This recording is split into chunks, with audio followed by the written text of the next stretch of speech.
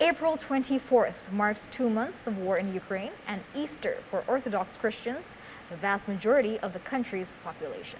Yes, services this year in battle-worn areas were often sparse amid growing numbers of deaths, injuries, and also families fleeing their homes.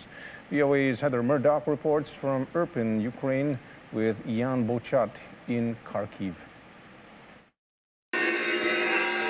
On Sunday, Easter for Orthodox Christians, the religion of most Ukrainians, fell on the same day that marks 2 months of war in Ukraine.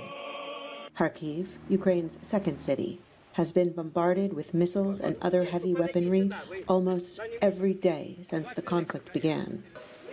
But many people in Kharkiv braved the streets to attend services for Easter, one of the nation's most beloved holidays. I'm human, but of course I felt fear like an animal. But I'm also religious and rely on God. I believe He will protect us. In the suburbs of the capital, Kyiv, services were even more sparse. Many towns and villages remain nearly abandoned, even though Russia has refocused its efforts in eastern Ukraine. This town, Irpin, was the site of gruesome battles.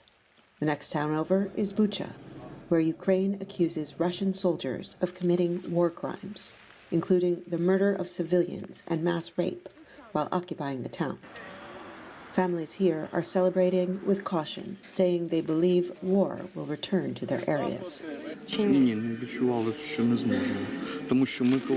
I didn't think we'd make it home by Easter. We left on the second day of the war, and the Russians were close, surrounding the city.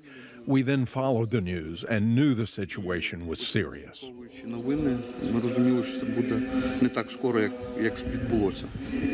And in Kharkiv, families say they fear attacks on their city and others under siege will continue to get worse before they get better.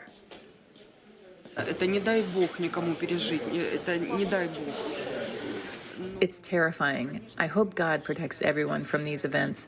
I wouldn't wish for anyone to go through this. It's a nightmare. Ukrainian officials say at least 8 people were killed, including a 3-month-old baby, and 18 wounded in an attack on the southern port city of Odessa on Saturday. Russia denies targeting civilians in what it calls a special military operation, not a war. Last week, the United Nations said more than 12 million people have fled their homes in Ukraine, and nearly 2,500 civilians have been killed, including almost 200 children.